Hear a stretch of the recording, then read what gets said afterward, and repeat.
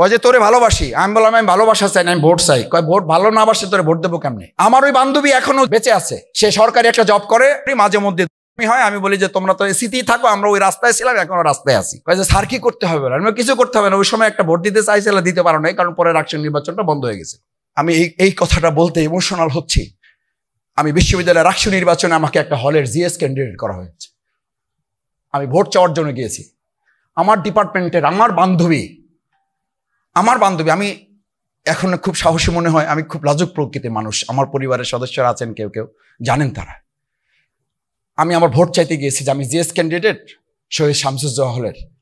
তো এরকম নিচের দিকে তাকায় কথা বলতেছি, তো এই তুমি মাসুদ না? বললাম জি আপা আমি মাসুদ। তো কি হয়েছে কি? সে ওই যে আমি তো জিএস নির্বাচন করব, একটু আমার জন্য দোয়া করবা আর আমার একটু ভোট দিবা। বলছে মাথা জাগাও। জাগাইলাম। বলছে এখন কি করবো? বলছে তাকাও আমার দিকে। বললাম আপা এটা তো আমাদের শিবির থেকে নিষেধ করা আছে, এটা তো শিবির থেকে আমাদের নিষেধ করা আছে, এটা যদি কেউ দেখে তাহলে আমার সাথীপদ থাকবে না। বলছে তাই নাকি? এটা তো আমাদের বলা আছে। আমি বললাম জি আপা এটা বলা আছে।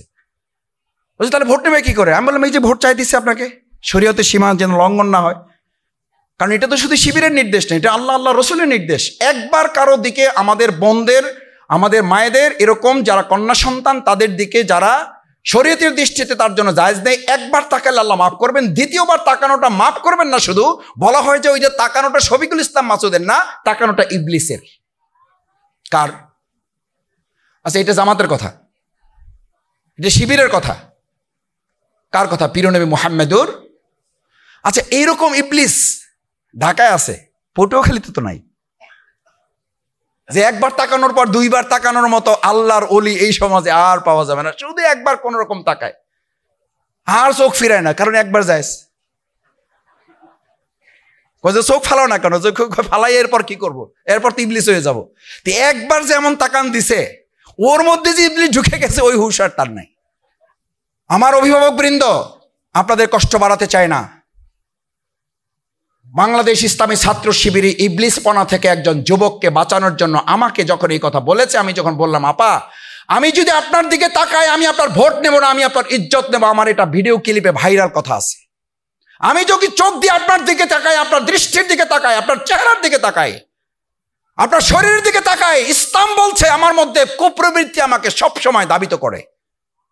এটা একজন পীর সাহেব এটা বললে হবে না, এটা আমরা তো পীরের এলাকার লোক, সব পীর তো আমাদের এলাকা আলহামদুলিল্লাহ, পীরদের প্রতি শ্রদ্ধা রেখে বলছে। আমার এক পীর বলছিল, ওই পীরের নাম বললাম না, বলছে মাসুদ কোন লোক যদি বলে যে কোনো কন্যা কোনো নারী দেখার পরও তার কোনো সেন্স পরিবর্তন হয় না, তাহলে ওর পিছনে নামাজ পড়া হারাম। ওর পিছে আমি বললাম হুজুর এটা কি করলেন? এ তো আল্লাহর ওলি, এ তো বিরাট ব্যাপার স্যাপার, যে কোনো তার চেঞ্জ নাই, কোনো তার ইয়ে নাই, ইমোশন নাই, বিরাট ব্যাপার, আল্লাহর সাথে ডাইরেক্ট লাইন। বলছে ডাইরেক্ট না, ওটা ইবলিসের সাথে ডাইরেক্ট লাইন। কারণ প্রথম কথা হলো মিথ্যা কথা বলছে, কারণ এটা হলো আল্লাহ দেওয়া নিয়ম, এই নিয়মটাকে সে অস্বীকার করছে। দুই হইল তাহলে তার মধ্যে পুরুষত্ব নাই, আর এরকম পুরুষত্ব না থাকলে ইমামের জন্য জায়েজ নেই। তিন নম্বর কারণে, যে কারণে নামাজ পড়বা না, সেটা হলো এই আল্লাহদ্রোহী, এই আল্লাহর আইনের বিপরীতে সে দাঁড়িয়ে গেছে। এর পেছনে নামাজ তিন কারণে পড়া জায়েজ নেই। আমার মায়েরা, আমার শিক্ষক মন্ডলী, আমার সুধী মন্ডলী যারা সন্তানদেরকে নিয়ে এসছেন, আমি আমার ওই বোনকে বলেছিলাম আমার ভোট দরকার নাই, আপনার ইজ্জতে রক্ষা চাই। বলছে যে তোরে ভোট দেবো না, তুই খারা, তোরে এখন চা খাওয়াবো। আমি বললাম এই আগে তুমি ছিলে, এখন তুই। আমি ডাকতেছি, আপনি কয় যে তোরে ভালোবাসি, কয় যে তোরে ভালোবাসি। আমি বললাম আমি ভালোবাসা চাই না, আমি ভোট চাই। কয় ভোট ভালো না বাসে তোরে ভোট দেবো কেমনে? আমার ভাইয়েরা, আমার বোনেরা, আমার মায়েরা, হাসার জন্য এটা বলি নাই, একটু যোগ করলাম। বেসিক্যালি আমার ভিডিও পাবেন এটা। আমার ওই বান্ধবী এখনো বেঁচে আছে, সে সরকারি একটা জব করে, আমি এখানে করি, মাঝে মধ্যে দুষ্টমি হয়। আমি বলি যে তোমরা তো এসিতেই থাকো, আমরা ওই রাস্তায় ছিলাম, এখনো রাস্তায় আছি। কয় স্যার কি করতে হবে বলেন? এমন হে মনে করছে আমি এমপি মন্ত্রী হয়ে কি যে একটা করে আলাম।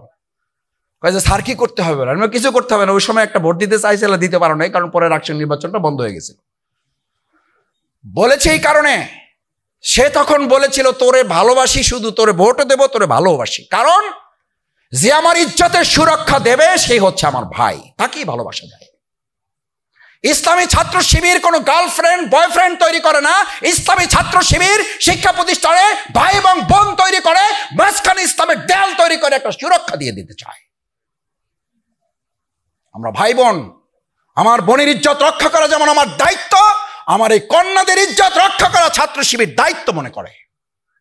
ওমর রাদিয়াল্লাহু তাআলা ইসলাম গ্রহণ করার আগে কি ছিল? সবচেয়ে জঘন্য মানুষ ছিল, পশু ছিল। সেই ওমর যখন ইসলাম কবুল করেছে, ইসলামী ছাত্র শিবির বানানো কোনো হিস্ট্রি না এটা। সেই ওমর যখন ইসলাম কবুল করলো, সুন্দরী রমণী যুবতী সব সুসজ্জা করা লোক তার সামনে রাত্রিবেলায় হাজির। প্লিজ লেটস গো, চলেন। কোথায় যাবেন? What is the definition of Islam? What is the nature of Islam? What is the beauty of Islam? What is the structure of Islam? তোমাকে জানতে হবে, এটা জানতে হবে। সেই ওমরই বলল, ওই মহিলা থরথর করে রাস্তায় কেঁপে পড়ে যাওয়ার অবস্থা। কিন্তু হিস্ট্রি কি বলে? হিস্ট্রি বলে ওই কন্যা, ওই সুন্দরী রমণী যুবতী বললো যে তোমার হাত থেকে তো রক্ষার আর কোনো উপায় নাই, আমার স্বর্ণ গহনা যা আছে সব নিয়ে নাও, আল্লাহর রাস্তায় আমার ইজ্জতটা বাঁচাও। বলছে যে আমি ওমর কিছুক্ষণ আগে মুহাম্মদুর রাসূলুল্লাহ সাল্লাল্লাহু আলাইহি সাল্লামের কাছে ইসলাম কবুল করে এসেছি, তোমার স্বর্ণ গহনার তো নিরাপত্তা আমি দেবই, তোমার নিরাপত্তা দেওয়ার দায়িত্ব আমার। তুমি আমার পিছনে থাকবে, পিছনে থেকে তুমি আমাকে গাইড করবে, সামনে যাবে, পিছনে যাবে, ডানে যাবে না বামে যাবে। বলছে কেন, আমি সামনে যাই, তুমি পিছনে আসো। বলছে নো। বলছে আমি ওমর ভালো হয়েছি, মুসলিম হয়েছি, এটা ঠিক আছে, কিন্তু শয়তানি প্রবৃত্তি আমার মধ্যে এখনো আছে, আমি তোমার দিকে চোখ দিতে চাই না। দিস ইজ ইসলাম। প্রিয় তরুণেরা, প্রিয় যুবকেরা, এই সমাজ রাষ্ট্র বিনির্মাণে আজ এমন বিশ্ববিদ্যালয় যেখান থেকে 100 সেঞ্চুরি করার দুঃসংবাদ আমাদের কাছে পাওয়া যায়। আমি মাঝে মধ্যে বলি আমাদের তরুণরা, আমাদের যুবকরা সবচেয়ে বেশি ধ্বংস হয় কি গ্রামে না শহরে? শহরে। বিশ্ববিদ্যালয়ের হাট, বিশ্ববিদ্যালয়ের মাঠ, তোমাদের বিশ্ববিদ্যালয় সোহরাওয়ার্দীর মাঠ, ঢাকা বিশ্ববিদ্যালয় যাবা না? যাবা, ওয়েলকাম। ঢাকা মেডিকেলে ওয়েলকাম, বুয়েটে welcome, Suhrawardy welcome, Sherebangla welcome, সলবিল্লা ওয়েলকাম। আমরা তোমাদের জন্য দাঁড়িয়ে আছি। ওই মায়ের, ওই বোনের যে কথাটা বলার জন্য তুলেছিলাম, ফোন করেছিল, তার ছেলেটাকে আমি যেন শুধু রেটিনাতে ভর্তি করাই না, ভর্তি করাবো এবং শিবিরের হাতে তাকে তুলে দিয়ে বলবো সে মেডিকেলের চান্স পাক আর না পাক, সে যেন 5 ওয়াক্ত নামাজি হয়। আমি বললাম আমাদের এরকম তো কোচিং নাই আপা। বলছে মাসুদ তুমি মিথ্যা কথা বলবা না। আমি বললাম আপা এটা কোনো কথা বললেন, আমি মিথ্যা বলবো কেন? আমাদের 5 ওয়াক্ত নামাজের তো কোনো কোচিং নাই, আমাদের কোচিং হলো মেডিকেলে তাকে চান্স পাওয়ানোর কোচিং। বলছে ওই চান্স পাওয়ানোর কোচিংয়ে আমি শুনেছি তোমাদের আলাদা স্পেশাল ক্লাস আছে, সেই ক্লাসে তোমাকে ভর্তি করে দিতে হবে আমার ছেলেটা, যেন মেডিকেলেও চান্স পায় আবার 5 ওয়াক্ত নামাজিও হয়। আমি বললাম আপা ঠিক আছে, আমি শিবিরের ভাইদেরকে আমি বলে দেব সে মেডিকেলে পড়ার পাশাপাশি যেন 5 ওয়াক্ত নামাজিও হয়। আমার বোনেরা, আমার ভাইয়েরা, আমার কন্যা সন্তানেরা, আমার তরুণ যুবকেরা, তোমাদেরকে শেষ আহ্বান জানাই, আসো। Our knowledge brings us nearer to ignorance. আমাদের জ্ঞান আমাদেরকে অজ্ঞতার দিকে নিয়ে যাচ্ছে। Our ignorance brings us nearer to death. আর এই অজ্ঞতা আমাদেরকে বিপদের দিকে না, আমাদেরকে মৃত্যুর দিকে ধাবিত করছে। এখান থেকে বাঁচার জন্য বাংলাদেশ ইসলামী ছাত্র শিবির তোমাদেরকে আহ্বান জানায়, আসো। বাংলাদেশ ইসলামী ছাত্র শিবির আজকের এই সমাজের জন্য একটা পরিপূর্ণ বিশ্ববিদ্যালয়ের নাম। সেই বিশ্ববিদ্যালয়ে তোমাদের সবাইকে ভর্তি হওয়ার জন্য না, সেই বিশ্ববিদ্যালয়ের সাথে সম্পৃক্ত থেকে সৎ, যোগ্য, দক্ষ নাগরিক বিনির্মাণ করা। আজকের উপদেষ্টারা, প্রধান উপদেষ্টা, অন্যান্য উপদেষ্টারাও স্ট্যাটাস দিচ্ছেন না, শুধু এই আপনাদের মিডিয়ার সামনে বলছেন ভাই ভালো কিছু করতে চাই, ভালো কিছু হাতে নাই, ভালো কিছু করতে চাই, ভালো কিছু হাতে নাই। যাদেরকে দিয়ে কাজ করাবো তারা আকণ্ঠ দুর্নীতিতে নিমজ্জিত। What can I do, you have to do. আমরা তখন বলেছিলাম একটাই দায়িত্ব, সেটা হচ্ছে সৎ এবং যোগ্য দক্ষ লোক তৈরি করা।